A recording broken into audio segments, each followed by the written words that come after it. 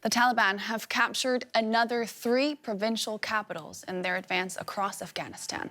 The insurgent fighters have overrun 9 provincial capitals since Friday. There are fears the government is no longer capable of stopping them.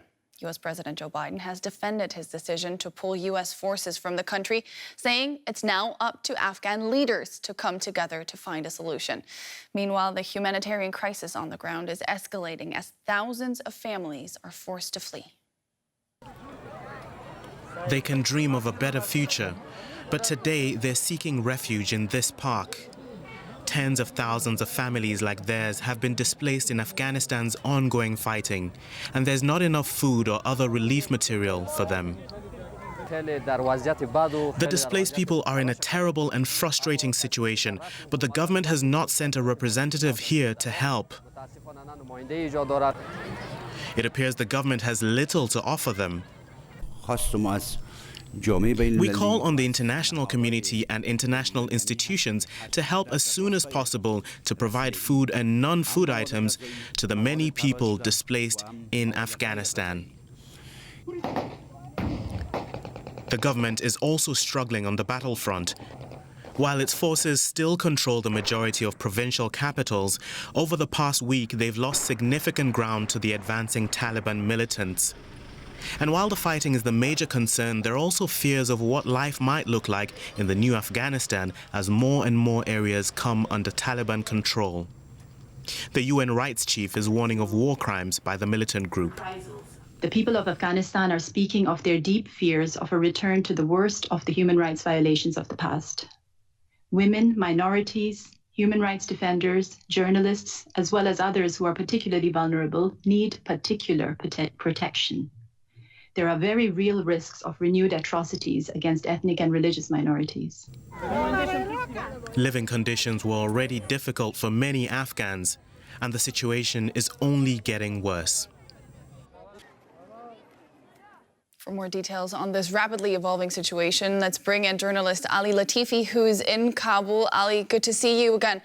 The Taliban are seizing more territory. What about potential advances on the capital?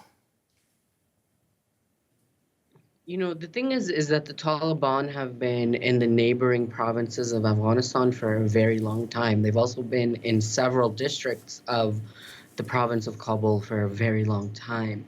And either because they haven't made their final attempt yet, or because it's such a big city and it's going to take so much effort and logistics, they still haven't been able to make it to Kabul in all these years, or even in the last few weeks when they have been trying to take other major cities. Because if you look at it, you know, they tried to take Herat, they couldn't do it. They tried to take Kandahar, they couldn't do it. They tried to take Lashkargah, they couldn't do it. And obviously Kabul is the ultimate prize for them, and it's the biggest city with the most population, the most attention. So I think it's going to take a lot of effort and organizing on their part to actually try and make it into Kabul.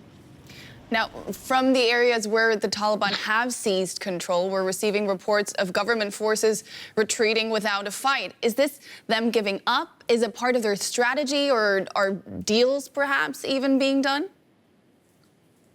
It's a few things. Part of it is that if you're not, you know, so many soldiers have talked about not getting their monthly pay, have talked about not getting the supplies that they need, the backup that they need, even food, having proper food. I mean, I've talked to soldiers and police who've had to buy their own boots and parts of their own uniform.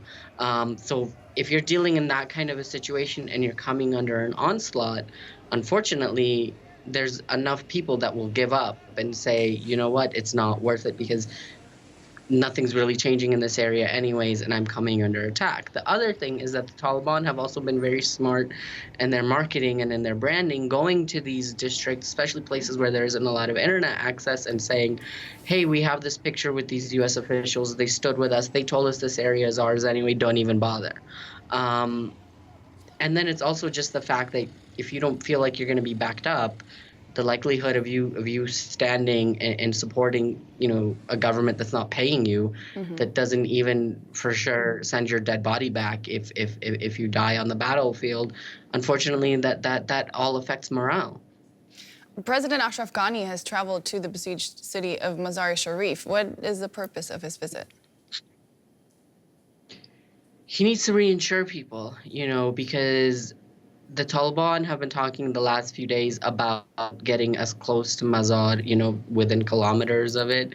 And fighting has intensified in that city. And if Mazar falls, it's a huge blow to the government, to the morale of the people as well, because Mazar is one of the biggest cities in the country. It's equal to if Herat or Kandahar were to fall. So he needs to really reassure people. And right now, the Mazar airport is overcrowded with people trying desperately to come to Kabul. Ticket prices have skyrocketed. The number of daily flights have increased. There are reports that flights are going all the way till midnight, sometimes up until 2 a.m., as people are desperate to get out of there.